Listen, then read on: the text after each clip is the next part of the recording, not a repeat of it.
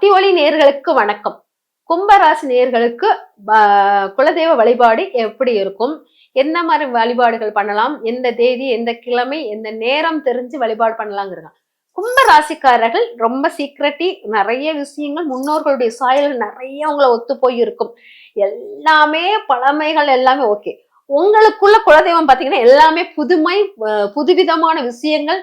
இப்ப நவீன கால டெக்னாலஜிக்கு தக்கன இம்ப்ரூவ்மெண்ட் ஆகிக்கிட்டே இருக்கும் உங்க குலதெய்வம். அந்த மாதிரி புதுமையான விஷயங்களை உள்நோக்கி போகக்கூடிய உங்க குலதெய்வத்தில் இளமையான தோற்றமும் அற்புதமான வடிவமைப்பு உடையவர்களாக இருப்பார்கள்.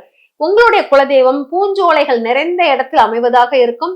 அந்த பூஞ்சோலைகளுக்கு நடுவில் உங்களுடைய குலதெய்வம் இருப்பது எல்லாரையும் ஈர்க்கும் தன்மை உடையதாக இருக்கும். எல்லா மதத்தினரும் எல்லா இனத்தவரும் உள்ளுக்கு வரக்கூடிய தன்மையாக இருக்கும் அப்படிங்கிறத எடுத்துக்கலாம். பொதுவாக இந்த குலதெய்வம் பெருமாள் அம்சத்துக்குரியதாக இருப்பதுக்கு நிறைய வாய்ப்புகள் இருக்கு. இவங்க இந்த குலதெய்வ வழிபாடு பண்ற அந்த குலதெய்வம் என்னன்னா, தன் சொல்லை கேட்பவர்களுக்கு எல்லா சக்தியும் கிடைக்கும் அப்படின்னு சொல்வாக்கை முதன்மையாக நிப்பாட்டி வைக்கக்கூடிய தெய்வம் இந்த கும்பராசி குலதெய்வம்.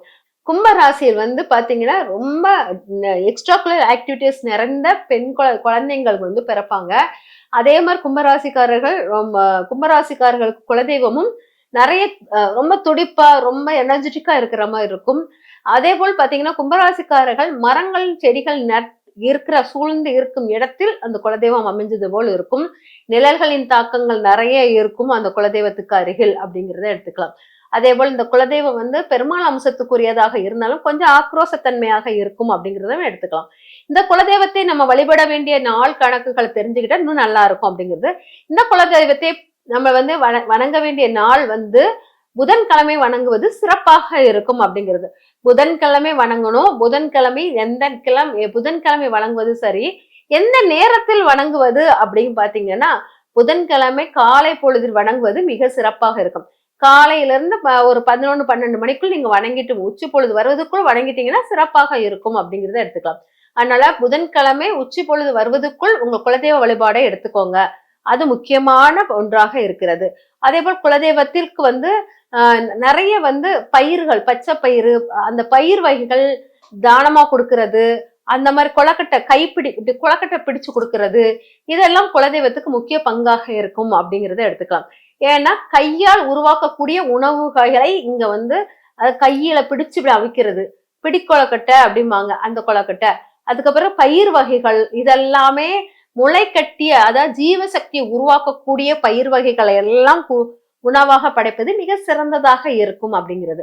பொதுவாக இந்த குலதெய்வத்தை நீங்க உச்ச வெயிலில் வச்சு வழிபடாமல் மரத்தின் நிழலில் வைத்து வழிபடுவது சிறப்பாக இருக்கும் அப்படிங்கிறது. ஆனா நிழல் படும் இடத்தில் குலதெய்வ வழிபாடுகளை இங்கு பண்ணுவது சிறப்பாக இருக்கும். உங்களுக்கு கோயில போய் வழிபாடு பண்றது ஒண்ணு, நம்ம வீட்டுல வச்சு வழிபடுவது நிழலுக்கு கீழே வீட்டுக்குள் வச்சு வழிபடுவதை விட உங்க வீட்டில் பக்கத்தில் ஏதாச்சும் மரச்செடிகள் இருந்துச்சுன்னா அந்த மரங்களுக்கு கீழே வைத்து குலதெய்வத்தை நினைச்சு வழிபாடு பண்ணீங்கன்னா பொங்கல் கண்டிப்பாக உண்டு. அது போக பயிர் வகைகளும் கொலக்கட்டை வகைகளும் வைத்து வழிபாடு பண்ணுவது சிறப்பாக இருக்கும் அப்படிங்கிறது முக்கியமானது. அதுக்கப்புறம் பாத்தீங்கன்னா உங்க குலதெய்வத்துக்குரிய கிழமை புதன்கிழமை சொல்லிட்டேன், நேரம் சொல்லிட்டேன். நேரம் காலையில இருந்து ஒரு உச்சி பொழுது வர்றதுக்குள்ள முடிச்சிடணும். அதே போல் மாதம் அப்படின்னு பாத்தீங்கன்னா ஆனி மாதம் சிறப்பாக இருக்கும் அப்படிங்கிறது. ஆனி மாதத்தில் குலதெய்வ வழிபாடு பண்ணுவது ரொம்ப சிறந்தது. ஏன்னா இந்த காலகட்டத்தில் ஏன் குலதெய்வத்தை வழிபடணும் இங்க அப்படின்னு பாத்தீங்கன்னா, இங்க உங்க குடும்பத்தில் நிறைய காமத்தினால் நிறைய அழிவுகள் ஏற்பட்டுள்ளது. அதனால் காம அழிவுகள் இந்த குலதெய்வத்துக்கு உண்டு அப்படிங்கிறது உண்டு. அதனால இங்க உள்ளவங்க காம மிகுதி அதிகமாக இருக்கும். அதை அழிப்பதற்கான உள்ள விஷயம்தான் இந்த குலதெய்வம் செய்கிறது அப்படிங்கிறதுனால ஆடி மாதம் அதற்குள்ள காமனை தீயை வைத்து எரித்த காலம் அப்படின்னால இந்த குலதெய்வ வழிபாடு இதுக்கு சிறப்பாக இருக்கும் அப்படிங்கறத எடுத்துக்கலாம். இங்க மாந்திரிக தாந்திரிகம் அதிகமாக கும்பராசிக்காரர்களுக்கு சூழ்வதால் இந்த தீ எறிதல், அதாவது மிதுன ராசிக்குள்ளது ரொம்ப பவர்ஃபுல்லான பரவக்கூடிய காற்றால் பரவக்கூடிய தீ அப்படிங்கிறது அந்த தீயக்குரியவராக மாறக்கூடியது அப்படிங்கிறதுனால இந்த ராசிக்காரர்கள் இந்த வழிபாடுகளை பண்ணும்போது சிறப்பாக இருக்கும் அப்படிங்கிறத எடுத்துக்கலாம். 5ஆம் தேதி, அதாவது நம்ம குலதெய்வ வழிபாடில் எந்த தேதியை நம்ம எடுத்துக்கலாம்னா 5ஆம் தேதி பண்ணலாம், 23ஆம் தேதி பண்ணலாம், அதுக்கப்புறம் பாத்தீங்கன்னா 14ஆம் தேதி பண்ணலாம். இந்த நாள்களில் பண்ணும்போது குலதெய்வ அருள் முழுமையாக கிடைக்கும். உங்க குலதெய்வமுடைய முழுமையான, அதாவது இந்த கும்பராசிக்காரர்கள் பாத்தீங்கன்னா நிறைய மறைத்து ஒழித்தல் இருக்கும். ஆனா குழந்தைத்தனம் நிறைய குழந்தைங்க தப்பு செஞ்சு அப்படியே மறைச்சு மறைச்சு வைப்பாங்க இல்லையா? அந்த மாதிரி குழந்தைத்தனமான நிறைய விஷயங்கள் கிருஷ்ணர் எப்படி குழந்தைத்தனமான திருட்டுத்தனம் பண்ணாரு, அதே போல்தான் உள்ளவர்களாக இருப்பார்கள். அந்த அமைப்புடையவர்களுக்கு கிருஷ்ணர் வழிபாடு மிக சிறப்பாக இருக்கும். குலதெய்வ வழிபாடுடன் கிருஷ்ணர் வழிபாடு. இல்ல எனக்கு கிருஷ்ணர் வழிபாடு பண்ண முடியல அப்படிங்கிறவங்க பசுமாட்டு வழிபாடு, கோமாதா வழிபாடு இந்த மாதிரி எடுத்து பண்ணாலும் சிறப்பாக இருக்கும்.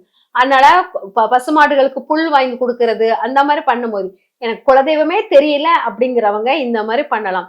அதனால நீங்க ஒரு மர நிழலில் வைத்து பண்ணும்போது பசுக்குன்னு ஒரு சிறு உணவை எடுத்து வைத்து வழிபாடு பண்ணுங்க. குலதெய்வ வழிபாடு முடிஞ்ச பிறகு அந்த உணவை பசுவுக்கு எடுத்து கொடுத்துட்டு அப்புறம் மற்றது எல்லாமே எல்லாருக்கும் பகிர்ந்து உண்ணுவது சிறப்பாக இருக்கும் அப்படிங்கிறது. இந்த நிழலில் வைத்து உண்பதால் நிழலிலே வைத்து உண்ணுட்டு அப்புறம் தான் வீட்டுக்குள்ள வரணும். அந்த மாதிரி பண்ணினீங்கன்னா அந்த உணவை எப்பவுமே வீட்டுக்குள்ள எடுத்துட்டு வராமல் எல்லா உணவையும் எல்லாருக்கும் பகிர்ந்து அளித்துட்டு அப்புறமா வரணும். அந்த மாதிரி பண்ணீங்கன்னா உங்க குலதெய்வ முழுமையான அருள் பெற்று வாழ்க்கையின் உச்ச நிலையை நீங்க அடையலாம். வாழ்க்கையில் என்ன ஆசைப்பட்டீங்களோ அந்த ஆசையின் தன்மையை அடையலாம். நன்றி, வணக்கம்.